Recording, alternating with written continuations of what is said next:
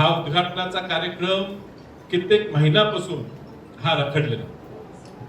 या शासनाच्या लोकांना एक सवय लागली की शासकीय निधी हा शासनाचा म्हणजे जनतेचा नाही, हा आपल्या वैयक्तिक इस्टेटीचा, आपल्याच बापाचा पैसा असल्यासारखं यांच्या मनात धारला. हे पैसे त्यांची किती इस्टेट असो कुणाची, हे पैसे त्यांच्या इस्टेटीतनं निर्माण झालेले, ते जनतेच्या पैशातनं निर्माण झालेले पैसे आहेत. आणि ही मिरज पंचायत समिती ही राज्याची बऱ्यापैकी सगळ्यात मोठी असलेली पंचायत समिती, आणि त्यामुळे ह्या ठिकाणी निधी देत असताना वेगवेगळ्या सरकारांनी ह्या ठिकाणी, म्हणजे ह्या काळात काँग्रेसचं सुद्धा सरकार असताना ह्याला तांत्रिक मान्यता ह्या कामाला मिळाली होती, वेगवेगळ्या सरकारांनी दिली. प्रथा अशी आहे आणि आम्ही समजून घेऊ की ज्या ज्या ठिकाणी सत्ता ज्यांची येईल त्यांनी कार्यक्रम नियोजित करावा, सगळ्यांना बोलवावं, कार्यक्रम घ्यावा.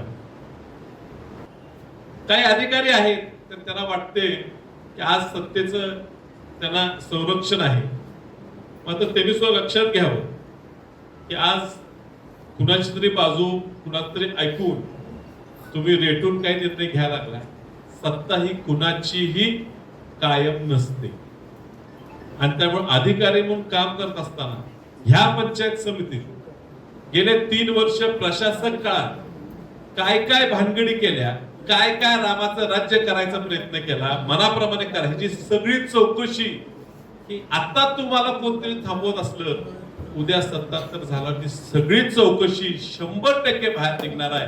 या ठिकाणी मोठ्या प्रमाणात भ्रष्टाचार प्रत्येक ग्रामपंचायतीच्या प्रशासकाच्या माध्यमातून या ठिकाणी झालेला आहे, आणि त्यातनं सत्ता कशी टिकवून ठेवायचे प्रयत्न झाले. प्रत्येक ग्रामपंचायतीला ग्रामसेवक 10-10, 15-15 वर्ष एका ठिकाणी ठेवून त्यांच्या माध्यमातून सत्ता त्या गावची चालवू, तिथं भ्रष्टाचार करायचा सरकार खूप मोठा डाव ह्या मिरज तालुक्यात रचला गेलाय.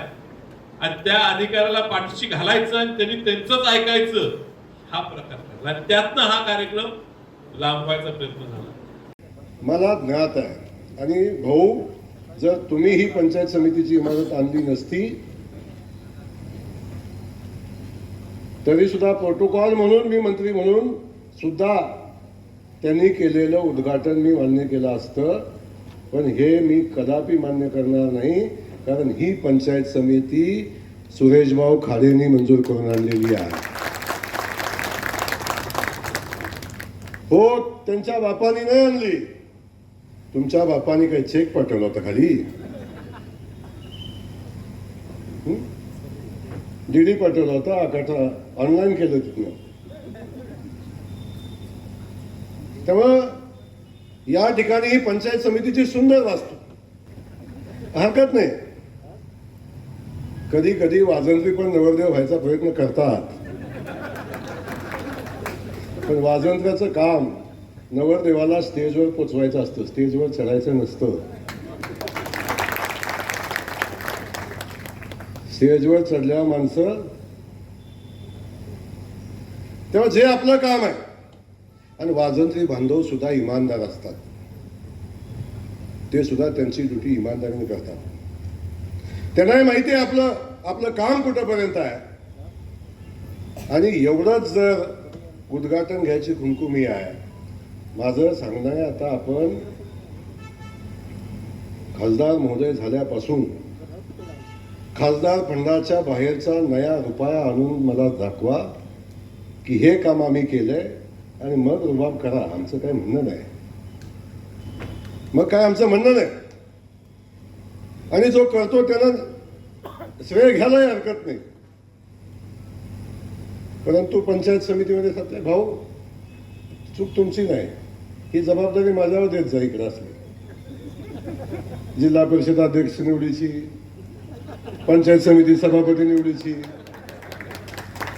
हे काम थोडं माझ्यावर देत जा. इकडे ह्या वास्तूसाठी काय त्रागा केला, एवढा त्रागा केला. आम्हाला ही उद्घाटन सभा घ्यायची वेळ तिने आणली. किती लोक होते, काय लोक होते, एकाला तर मोजमाप करायला ठेवले. पक्षानं तेवढंच काम दिले. आणि ते काम चांगलं करतात.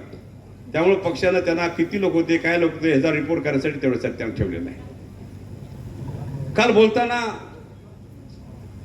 मी मंत्री महोदयांना विचारलं की असं जर उद्घाटन झालं की अनऑफिशियल उद्घाटन आहे, ते ऑफिशियल नाही आहे.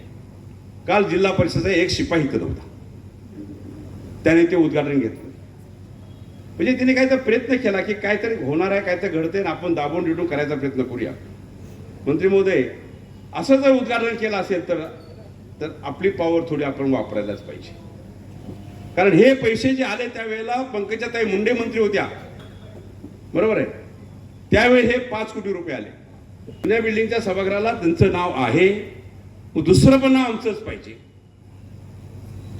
म्हणून आम्ही विचार केला कोणच नको, आपण आपलं हे नाव देऊया. त्या पद्धतीनं आज मंत्री महोदय असते त्याचं उद्घाटन केलं आणि आम्ही त्या हॉलचा आपण समारंभ साजरा केला. आता हे पैसे काय माझ्या बापाचे नाही आहेत, मी म्हणत नाही, शासनाचे पैसे आहेत. पण हे बापाचे पैसे वापरून जर विकास करायचा असेल, तुम्ही पण खासदार आहे सा, राहिलं उरलं सुरलं राहिलेलं आहे ते विकून तुम्ही काम करणार आहे का खासदारच्या जिल्ह्यामध्ये? काय राहिलंय हे शोधावं लागेल पहिलं, बरोबर ना? काय राहिलंय हे शोधावं लागेल पहिलं. अरे हा पैसा तुम्ही खानदानी आहात, आजोबा हे ते सगळे तुमचे सगळे होते, पण ही भाषा करणं जरूर नव्हतं. माझी अपेक्षा नव्हती तुमच्याकडून ही भाषा येईल. कोण करतं? घरातले पैसे घालून विकास करतो. शासन कशासाठी आणि आपण कशासाठी निवडून दिलं गेलं? शासनाला दिलेला पैसा, आपल्या टॅक्समधून गेलेला पैसा प्रत्येक येडमधून वेगळ्या पद्धतीनं आपण खाली आपल्या विकासासाठी आणण्यासाठी आमदार आहेत, जिल्हा परिषद सदस्य आहेत, पंचायत सदस्य आहेत, बाकी सगळे लोक. पण एक खासदारांनी सांगितलं की ह्याच्या बापाच्या पैशाने ती बिल्डिंग बांधली का? मी नाही बांधली बापाचा पैसा. पण इथून पुढे तुम्हाला तुमच्या बापाच्या पैशानंच तुम्हाला विकास करावा लागेल, हे ठामपणे सांगतो तुम्हाला. बोलताना संयमळा, आपण सुशिक्षित उच्च आहात, आणि ही भाषा तुमच्यामध्ये येत असेल तर हे जिल्ह्याचा अपमान आहे, हे मला सांगायचं.